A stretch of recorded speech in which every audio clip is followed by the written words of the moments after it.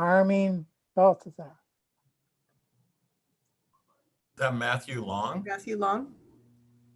Yeah, he's got a name. You got to run your little cursor over the bottom part of his picture and you get his name, Stu.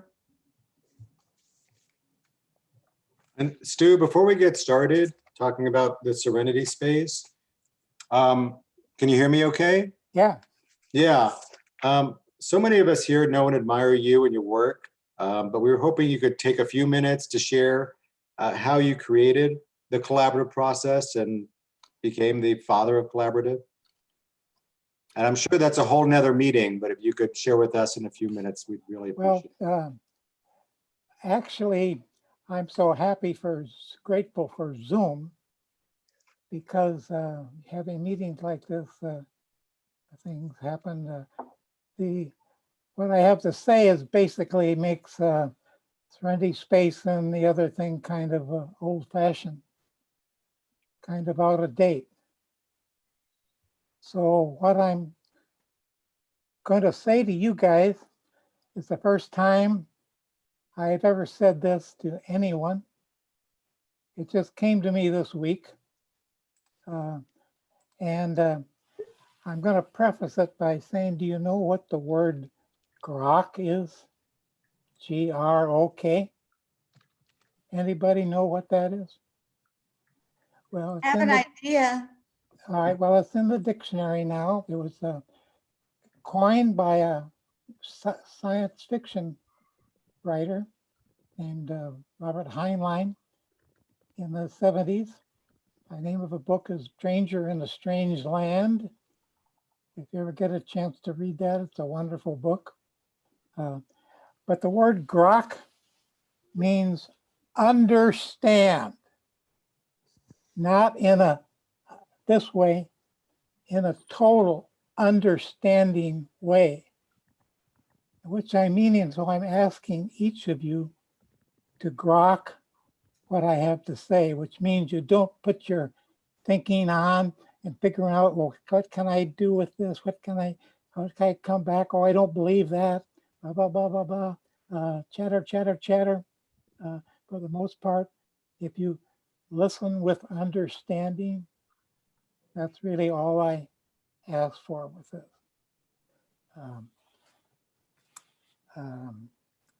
It really starts with how powerful our beliefs are. And we don't realize how powerful our beliefs are. And we don't even know how some of our beliefs show up. But they're there because it's what our culture has provided. So naturally, we tend to automatically take on that belief. Now, I found that nearly as I can discover, I'm just guessing with the amount, maybe about 90% of the people on the planet have a belief that consciousness is created in the brain. And so I'm not gonna ask anybody about that, but I'm saying that's our curse, and that's what we have to learn to do something about. The other 10%, my guess, is a belief that consciousness is beyond the brain, that consciousness is primary on everything, that everything is outside the brain and everything is every belief is a subset of consciousness. And when you hold and believe, even imagine that your consciousness is outside your brain, that changes things. And what's happening in the world now is we're having a shift. And this shift is a shift from consciousness in the brain to consciousness is primary. And we've been living with consciousness is in the brain, whether we knew it or not. And what happens is we think that the brain generates consciousness. Scientists preach us that, but they don't know how they don't know how to do it. They say, we'll figure it out sometime. They'll never figure it out because the brain is a receiver of consciousness energy. It's a receiver and an interpreter. So what you need to do is, why I'm speaking to you guys is because collaboration, the team members of a collaboration have the ability to learn to hold this higher consciousness, either because they already know that consciousness comes from outside the brain, or they're willing to stretch as much as they can to have that higher consciousness. The two things I said, the Serenity Space and the paradigm shift, is basically we're talking to somebody who believes that consciousness is created in the brain. So what happens when we do that is we have a duality system in our brains, in our natural brains, when we live in this world in a way that consciousness is in our brain, created in our brain. We have a duality, love and fear. We flash back and forth, love and fear. And so my Serenity Space was designed to try to talk to people who had that kind of duality, to try to be as much as possible in the Serenity Space, hold it as much as possible in the love space. And when you get caught up in the insecurity space, then find a way to get back to it. So the other paradigm shift essay was talking to participants of collaboration, collaborative practice, where I noticed that we weren't doing much with the paradigm shift anymore. Paradigm shift is what I'm talking about, consciousness. And that we were just focusing on marketing and finding ways to manipulate things and talk about different possibilities, different manipulations. So that's what, when I wrote that in the 80s, that was even before collaboration, I thought that'll do it. But I didn't realize at that time that we had this duality of love and fear. So we are constantly going into fear. You know, we look at the news, bingo, we're into fear. We have, fear is much more visible to us in our culture than love. Love has to be generated. So it's hard for practitioners who are in the internal consciousness center to try to hold that higher space, because the people are being the conflict. So that's a wonderful microcosm, yeah, of how if we hold our higher space, we keep from jumping back down into the lower space of our clients. And we are sending them higher consciousness space as the best we can. Now, if you are already in the consciousness being primary, you're just sending them this automatic love. I use the Christian agape. Agape. Oh, personal regard. Thanks, Marianne. Not of romantic love, just a personal regard. And we hold that space for them no matter what else is going on. We're talking about being in a context now. So we are sending them higher energy, and they are picking it up whether we know it or not. And if we're doing it right as a team. I mean, the link from that time. What's going on? Somebody say something? No. Oh, you're good. Put it on mute if you're, I forget where I was. Anyway, Holding that higher space. oh, okay. So you'll notice the essay, Paradigm Shift, I talk about the evolution of paradigm shift. I'm talking again, somebody who believes the centerness, the consciousness is inside their brain. So they're having to work with this duality. They find a ways to try to hold it as much as possible. That's why I use that poem from If you can keep your head when all about you are losing theirs and blaming it on you. That's you're trying to hold the space from the love fear duality. And then our clients are trained to try to get us down. And our culture is trained to get us down. So even if you have your consciousness in thinking that comes outside the brain, it takes some practice to be able to be that consciousness, because our 90% and our culture is pulling us down.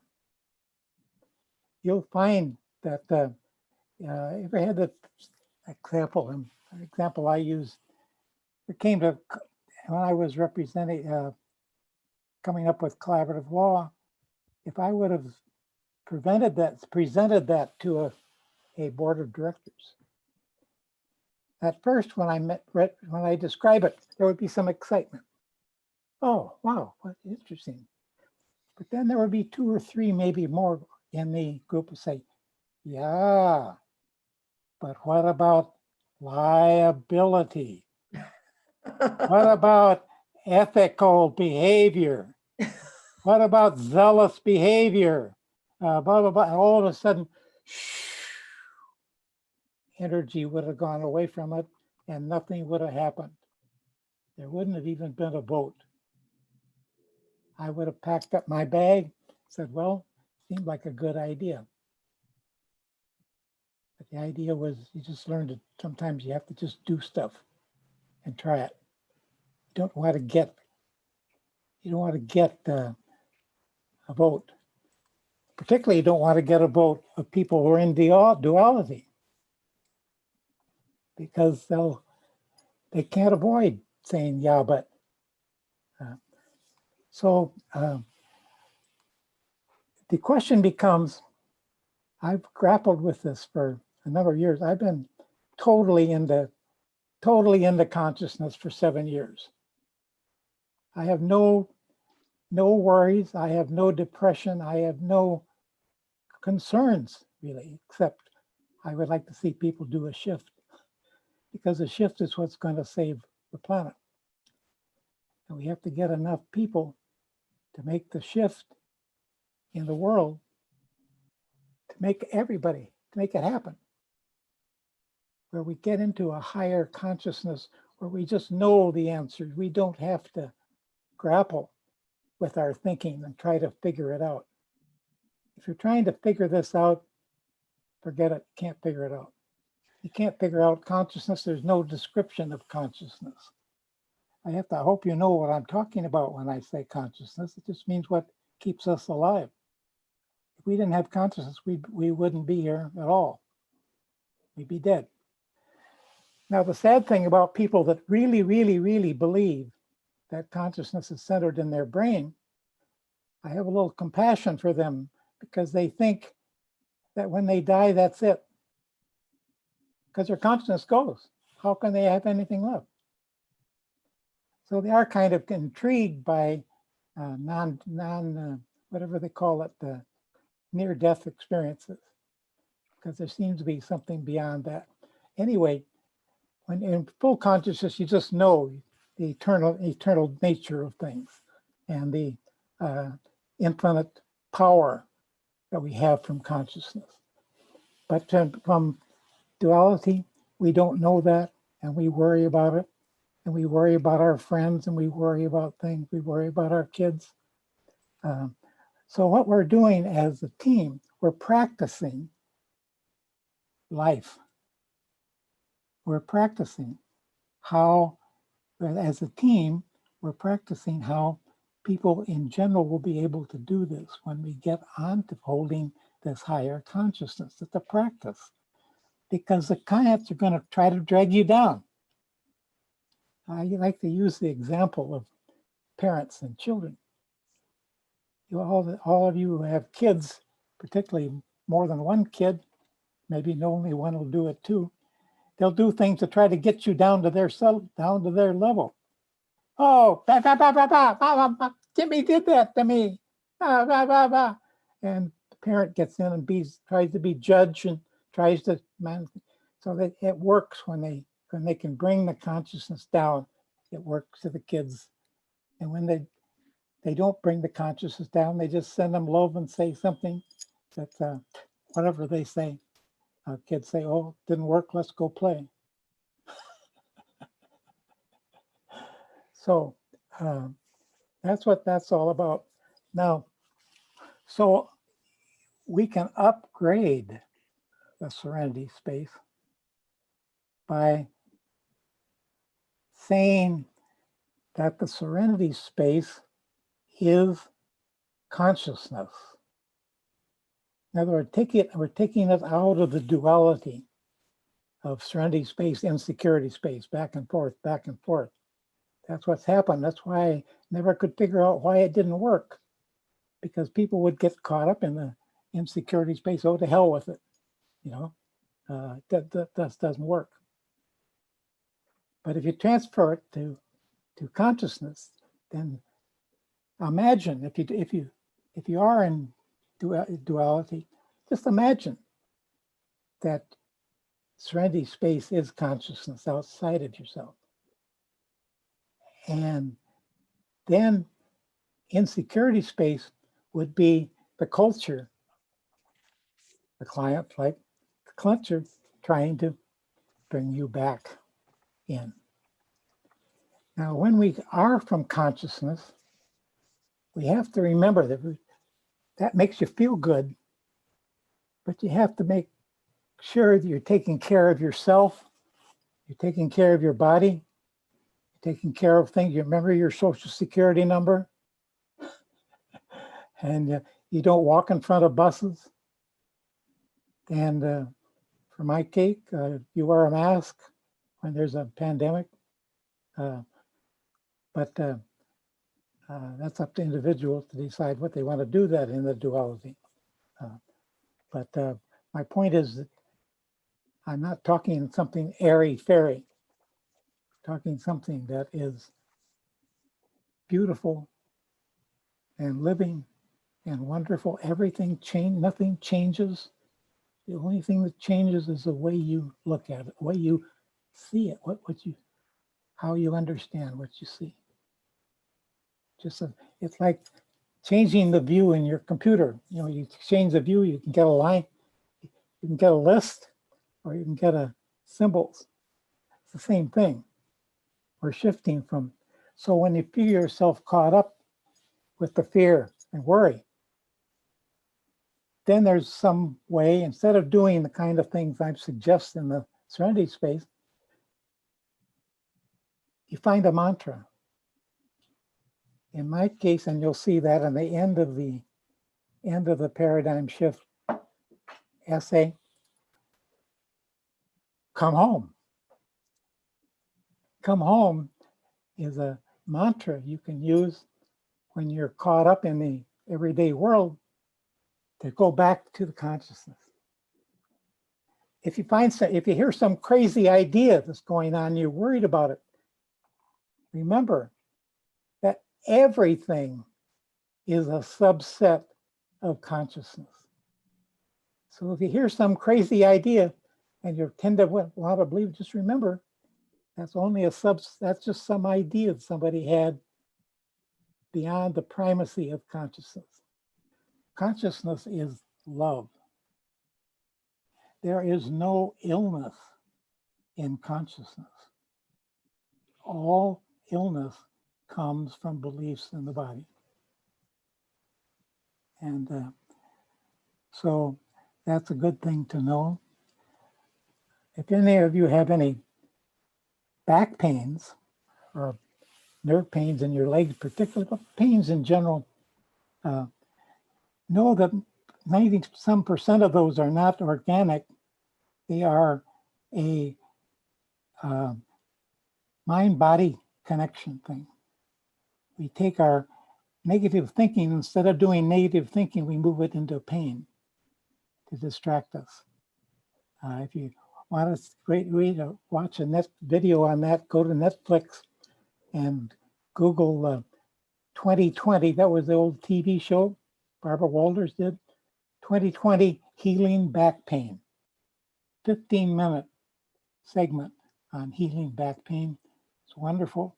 And there's a wonderful book by the doctor that prevented this. I've given this to a number of people. I just gave it to my former wife last week. She was having terrible sciatic pain. His treatment, this doctor treats 900 people a year, and then his treatment is 3 lectures. No drugs, no surgery, no nothing except 3 lectures. And you kind of get it from the, get what it's about from the TV show, Netflix, and also from the book. But you really get it from the fact that it's consciousness, that you focus on consciousness, that you bring consciousness to the pain and the pain goes away. But that's another thing. I don't want to get into that kind of stuff because the main thing I want you just to know, best I can tell you, that there are those 2 basic beliefs of how consciousness comes to us. I've seen for some time that our brain is like a TV set. When I see neuroscientists looking at a cross section of the brain, I kind of have to laugh because it's like saying, here's the cathode ray tube, and here's the connection with the wires. And here's this guy, here's the battery, and that's, I'm not knocking that, because in a duality system, it's very helpful to know that the brain is a marvelous instrument in a receptive way, and that's why things show up in different ways.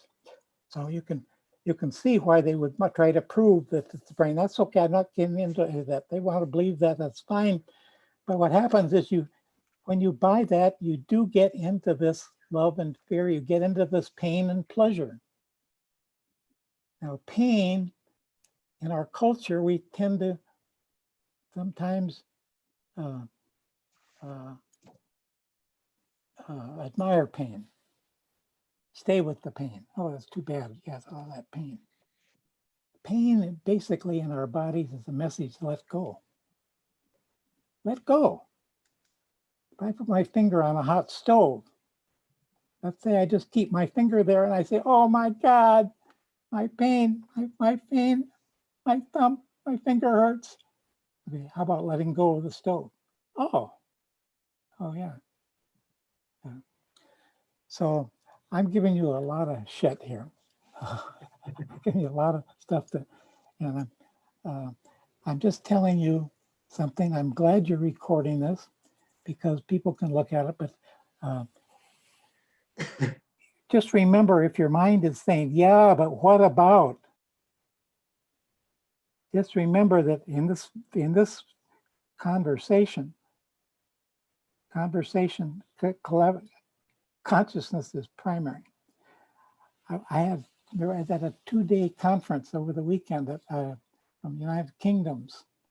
A group was doing a 2-day Zoom on is consciousness primary. These are all scientists, and they are scientists that have kind of made the shift to one degree or another. There were 600 people on the Zoom. And the chat room was unbelievable. The speakers were Rupert Chandra was there, wonderful speakers. But the chat room was filled with references, book names, names of books, names of websites, all different kinds of things that people could use. We could save the website, and when I took the website off for the first day, there were 46 pages of printing. So I didn't print it, but you can print parts of it. But it's got all kinds of wonderful, wonderful information in it. So it just opens things up because there's no limit to consciousness. There's no limit. We don't even have any idea how powerful it is because we've been obscured for most of our lives in not believing it, even from going back to the Bible. Adam and Eve kicked out of consciousness because they took of the tree of good and evil. That's thinking. And our brains, because we think consciousness is only here, we have to figure things out. Figure things out. That all goes away. That all goes away. And I meditated for 20 years as a Buddhist. I became a totally quiet mind, but I didn't know what to do with it because they never told me the next step, which was consciousness. The Buddhists say, well, maybe some lifetime you'll get to be conscious. I had 2 weeks when I was a junior lawyer, where I was totally conscious for 2 weeks. And I thought I would never lose it. And as Ram Dass, one of the people said, Ram Dass says, if you think you're enlightened, spend a week with your family.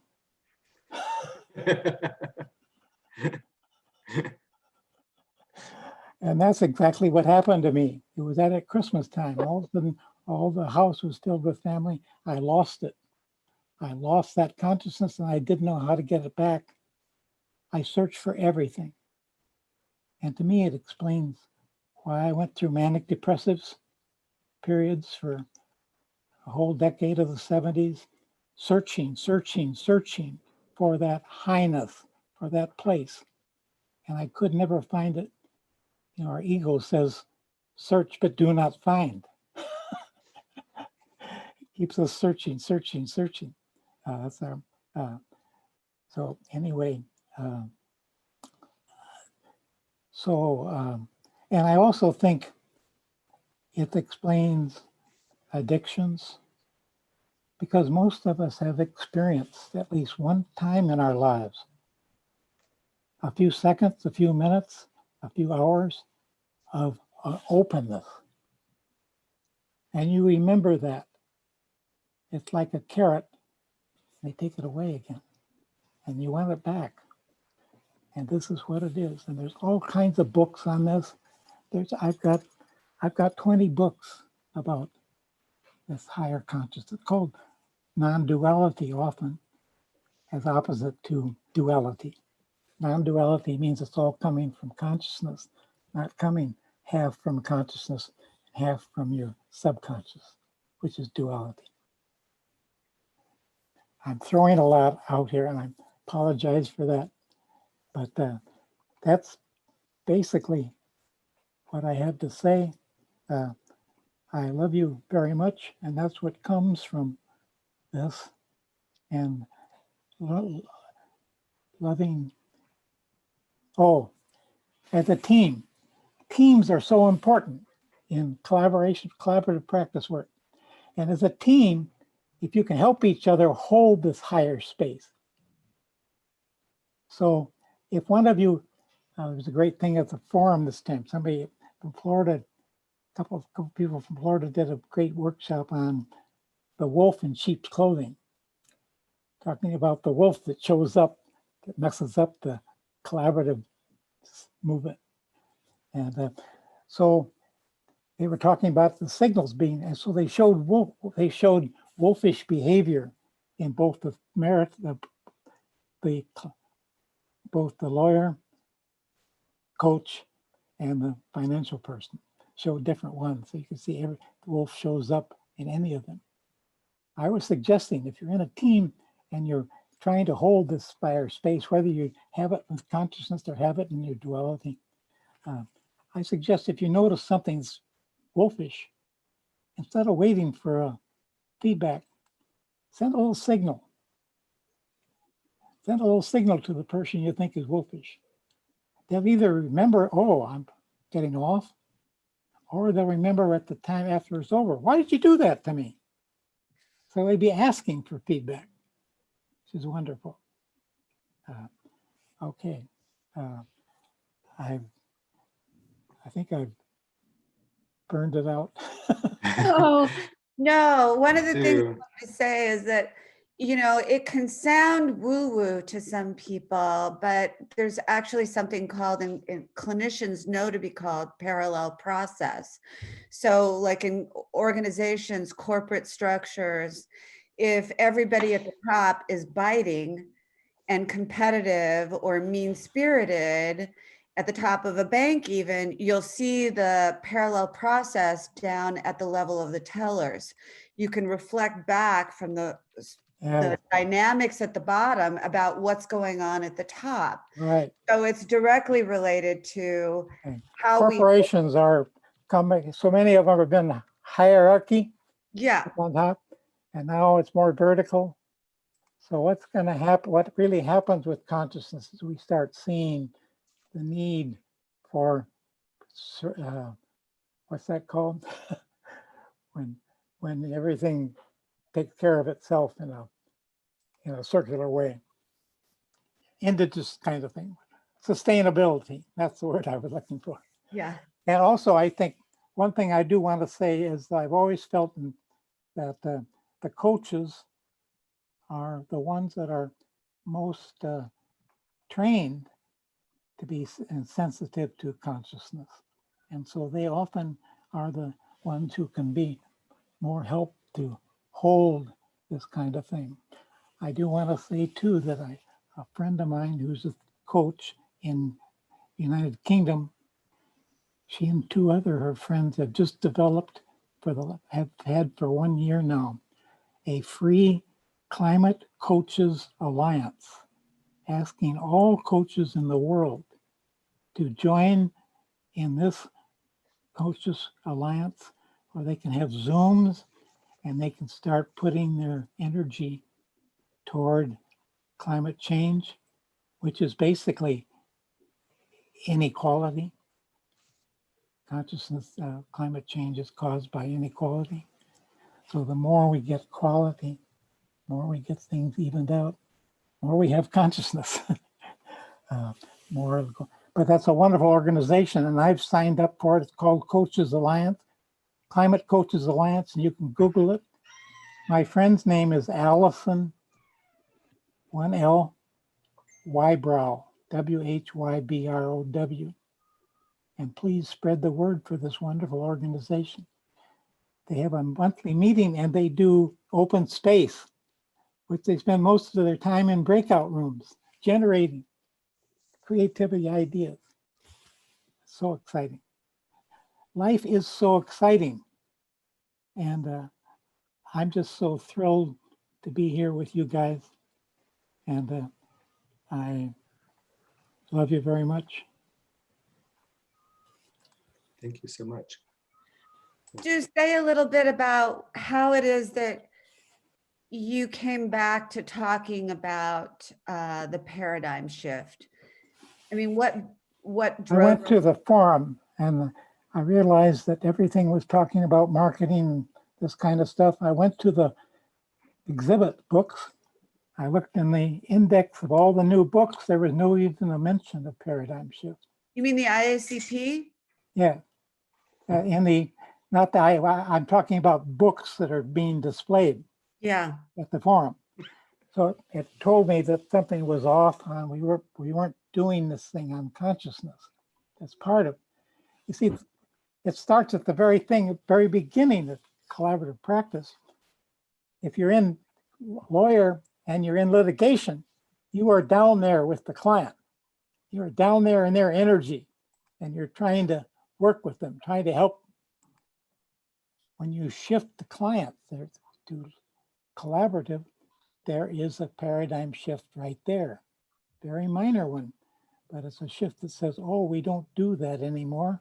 Now we're here to support the clients in helping them reach an agreement. That's the bottom line. Now, if you didn't get it at that level, I'm asking you to get it at that level. And then the paradigm shift in the duality, he was encouraged to make that better, evolution. And so I talk about that in the essay, different things you can do to help increase your ability to hold that higher space.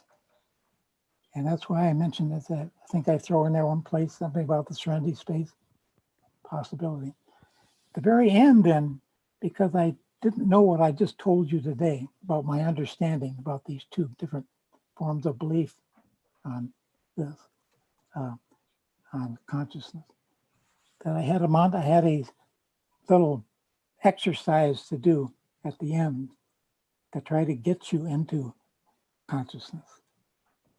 That was that coming home exercise that's right at the end of the essay.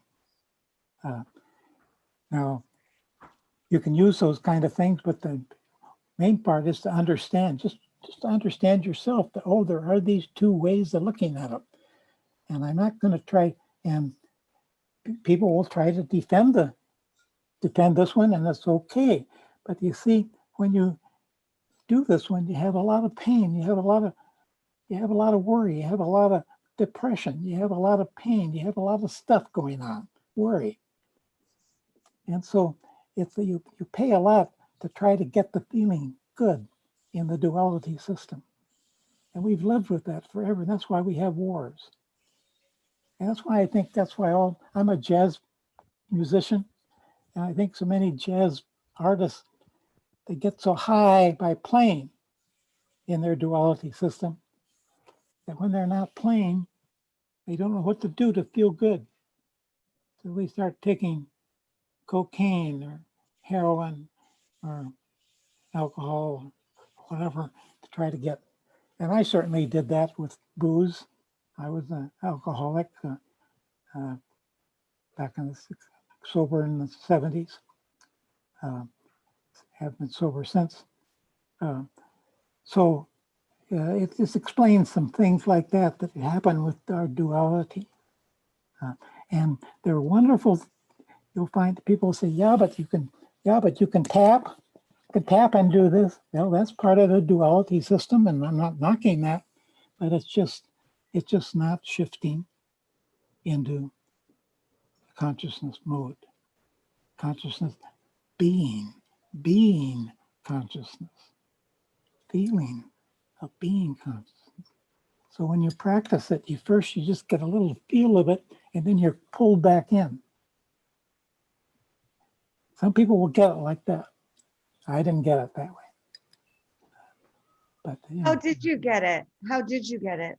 I made the final shift with my teacher, Rupert Spira, S-P-I-R-A. He's just a non-dual teacher that doesn't have a cult or this kind of thing.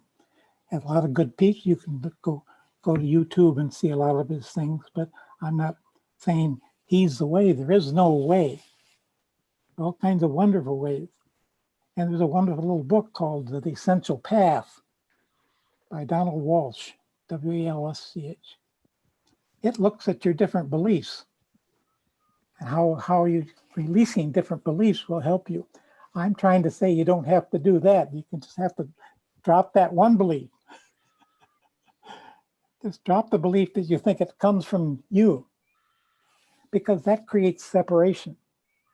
You think the consciousness is for me, then every other people have a separate consciousness. Consciousness is all, that everybody is part of oneness. That's what quantum mechanics is showing us now. The shift to quantum mechanics is showing how openness. You have a neuron over here at the speed of faster than the speed of light. another one over here shows up. They're all one. Faster than Einstein said speed of light was the fastest you can do. All of a sudden, that's trip. So we have a lot of consciousness that does so much about this, and I'm hitting the basic thing I want you to understand, and that's that there are those two ways of living, and it's okay to live the way we've lived, and you can find ways to do that in ways that satisfy you. And there is the other thing, and that's a shift that's going on now. And you'll notice now that you've heard this, the synchronicity shows up, and you'll be seeing it everywhere. And Hal is leaving. Good seeing you, Hal. Okay, I'm taking off. Well, I'm leaving then. So no questions, because if there's questions, you didn't get it. No, we want you to say a little bit more. Can we get you to say a little bit more? What do I say? About what? well, I mean, if I ahead. can. I mean, I'm just interested. I was reading your article and listening to what you're saying, and I want to thank you so much. I'm an English major, so any reference to Rudyard Kipling's "If," I really appreciate that. But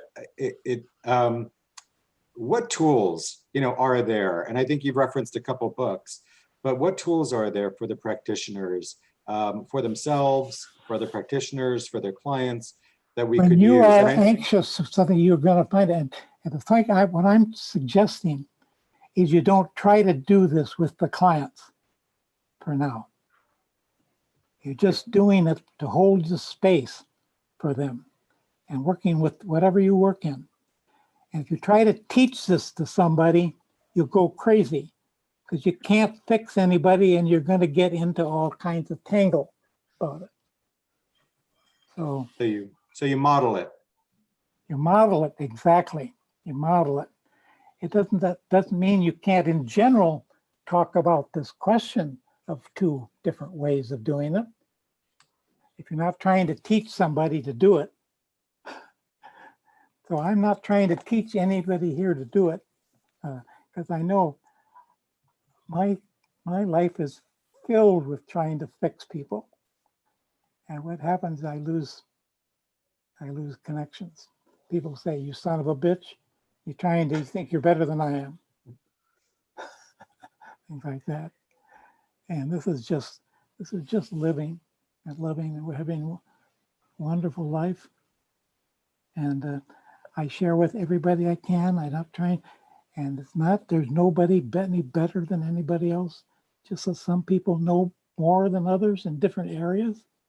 I don't know anything about carpentry, but somebody can put things together, and I just scratch my head and say, how the hell do they do that? And also I read tremendously. I read. I read everything. I read 100 books at a time. I alternate chapters, everything mysteries, not everything. The old great story says, if anybody who reads lives many lives, those who don't read live only one. Do you have books? I think Kevin was asking you, Stu, for us.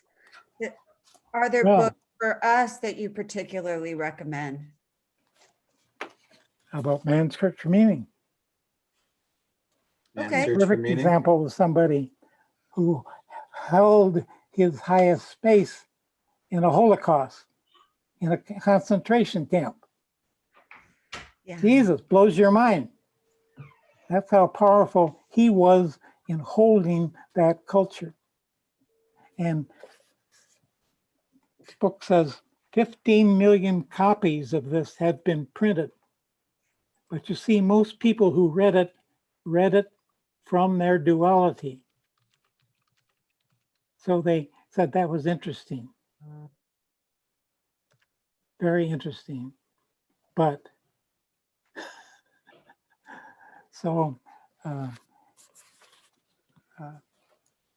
Rupert Spear's got a lot of, but you know,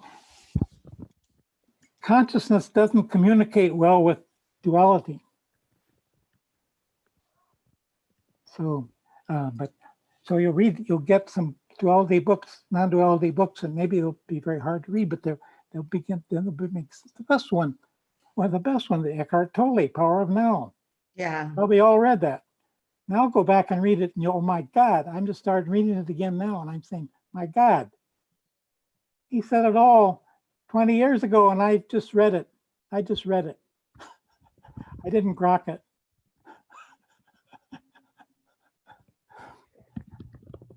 Anything else? Kevin, do you have,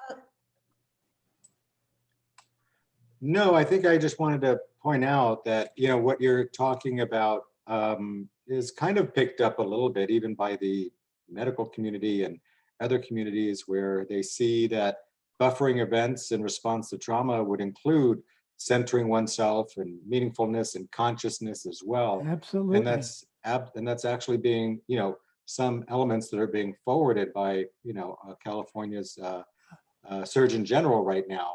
And that those are some of the buffering events that they include in that, you know, just as much as It's you know, amazing diet and to me. exercise and other things. It's amazing to me that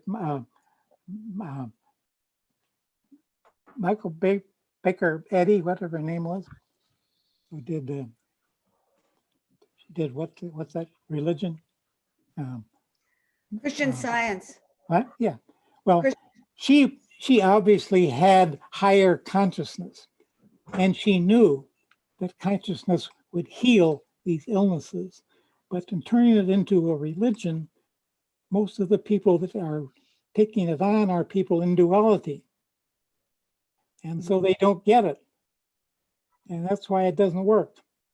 The only time it works is when you are in consciousness, because your consciousness is not being interfered with by all the beliefs in your body and your mind, and perhaps even in other lifetimes. So one of the things I hear you offering us, Stu, is that as we form this practice group and as we interact with one another, there are endless to-dos. There are marketing, there's all this stuff that practice groups have to do. And if we can remember and use that poetry, that poem that Kevin and you both referred to, if we hold that higher consciousness, if you come from the consciousness, you'll know what you want, what you need to do, and what you want to do. And it won't come from figuring it out. yeah, It won't come, it comes from kind of a knowing, or kind of I got this great idea. And that's basically what collaborative law came from an aha. tell us about that. I Please just tell us about your aha. went through a terrible, painful divorce where my friend and I tried to do this, working it out without any idea of going to court. And we did a dozen cases just working out that way. And then we got this case that started out wonderfully. All of a sudden it turned terrible. It turned into all kinds of nasty tricks both ways. I had no idea. You know, how you get, is this the client or the lawyer? And here's this other lawyer that I trusted before. Now I start not trusting her in duality. So we took it to court. Terrible. But the lesson was, the painful lesson that I learned from that was an aha moment. My God, you got to get out of the case if it doesn't settle.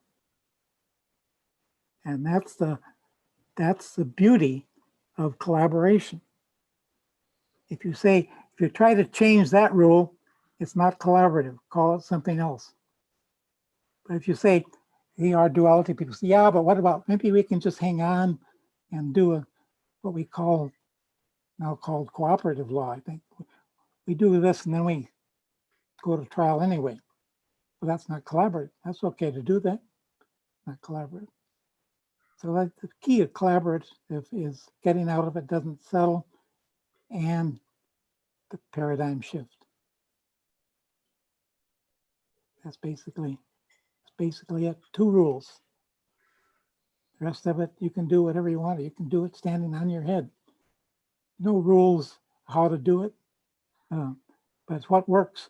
A default we've used, we know the default works well, so it's one that basically people will use. But it doesn't mean they can't experiment doing all kinds of things as long as they hold those 2 rules, if you want to call them rules. Getting out of it doesn't settle and holding the highest space possible.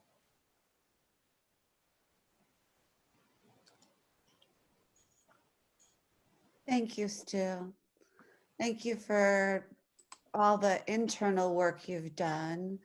Thank you for leading the way in this kind of, Hopefully you'll be able to share this recording so I don't have to do this all the time. well, I think you speak to something we often forget when we get into the busyness of our lives and ticking the boxes. You guys can now keep the recording on and tell all the things you don't like about it. I don't want to hear it. Have a wonderful time. It's what, Cal? It's wonderful to see you. It's always beautiful to see you. And I look forward to seeing you at the forum with your little luggage tags. He's Thank you talking so when he much. talks about the forum. For people that don't know, it's the Yeah. IACP forum. Good to see you guys. And I Yeah. still don't know this guy's name. Sorry, He got a name? Not on his thing. who? You have to What's run your finger. Dragon Your Ball. Oh, there it is. Matthew. Matthew. There we go. Just Hi, needed Matthew. to shift it a Very little good. bit. Thank you. Okay, I'm leaving. Bye, Stu. Thank you so much. Thank you so much, You're Stu. welcome.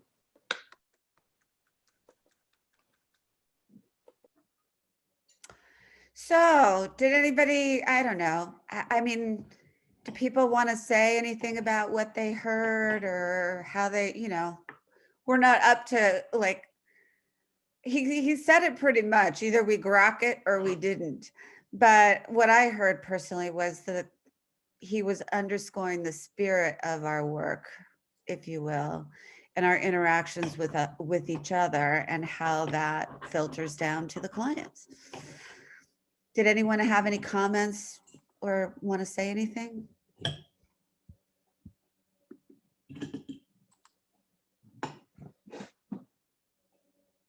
Oh, Mary Ann, you're muted. Here we go. Okay. I wanted to thank you, Ria, for even thinking to invite Stu to speak. That's. It was actually Kevin's idea. I had Well, been in thank you, Kevin. communication, but Kevin was the one that said, we got to get him. I mean, so many people have heard of him, but they don't actually know him or haven't heard him directly. So I thought it was brilliant on Kevin's part, but I have nothing to add. Is everyone, anything for anyone else? Okay. I just think it's a wonderful message, and maybe something that we can incorporate more into our trainings, and what it really means to do the paradigm shift, and what it means to be, aware and mindful, and filled with consciousness, etc. I think it's so important because you could talk about if you can keep your head when all about you are losing theirs and blaming it on you, and say that you're supposed to. But I think doing it is another thing. And even he identified that he lost it around his family during the holidays. So it's easier said than done, I think. And it takes time. And I think it's something that needs to be reinforced. And I really love the idea of how, if the team is holding themselves to that higher standard, that anybody who drops below that standard kind of might benefit from kind of this net of people who are holding themselves to that standard. Yeah. Yeah, that reminds me, people that have been trained in advanced dialectical behavior therapy, that's the therapy that was originally designed especially for borderline personality disorder, and it's actually super effective with a number of clinical dilemmas. But one of the things that the team does and that the therapists all do is that there's at the beginning of every team meeting with the therapist, at the beginning of every individual session, at the beginning of every group session, there's a 2 to 3 minute mindfulness exercise that helps us just stay present. It's not preachy, it's not anything else, but it brings mindfulness, which I think is the purpose of prayer and other forms of consciousness and practices. But this is, I mean, it can be fun. It can be a lighthearted, fun thing, but it brings a practice. It reminds me of sort of the thing that the Muslims do, the call to prayer. It's 5 times a day. They have to be called to remember 5 times a day, which I always thought was genius. But some way that we work that into how we work together, I think could be super helpful and effective for us. So just throwing that out. I want to thank everybody for coming, and I wanted to just share with you that a lot of people have been signing up or requesting the coffee. Last time there were fewer, now there seems to be a lot more. So please, let me know if you're interested in having kind of a trio of people that I would assign to each other so that you could, meet for a virtual coffee, so to speak, and get to know each other a little bit better. I've gotten several already, and I'm looking forward to creating more. Happy holidays, everyone. If we don't see you till January 11th, take care. Thank Bye-bye. you, everybody. Thank you. Bye. Bye.